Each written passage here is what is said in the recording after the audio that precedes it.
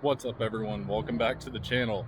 So as promised, today we are doing a full rundown of the Nissan S13 Silvia. I know that's why a lot of you guys are here.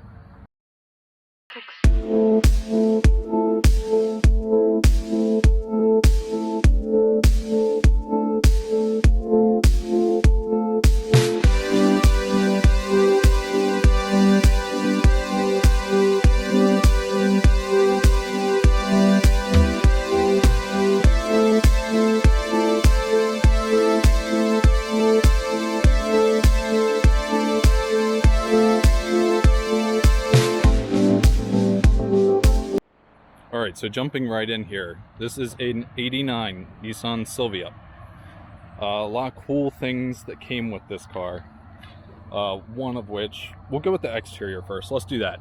So, came with some great work-equipped wheels. Super good taste to the previous owner who put those on. It has, body kit-wise, some sort of D-Max kit. I'm pretty sure it's rep. I don't think it is genuine, but it fits up pretty well. It's actually the kit I would have gone with as well if I was the one that had chose it. Nice skirts as well. I like how they flare out. The bumper is really nice on this car. Reminds me of an R32's bumper. So yeah, it looks pretty good. So it gets even more fun on the interior here. So we have a lot of OEM stuff. OEM dash. I'm not sure if this is the OEM shifter, but we got OEM confetti seat. That's pretty nice. The one I'm in, Thrash Racing bucket seat. So that's, you know, good for keeping you in place. Exciting things we have here. So some of you OGs will recognize this stuff. So we have an HKS EVC and an FCON ignition timing HKS computer.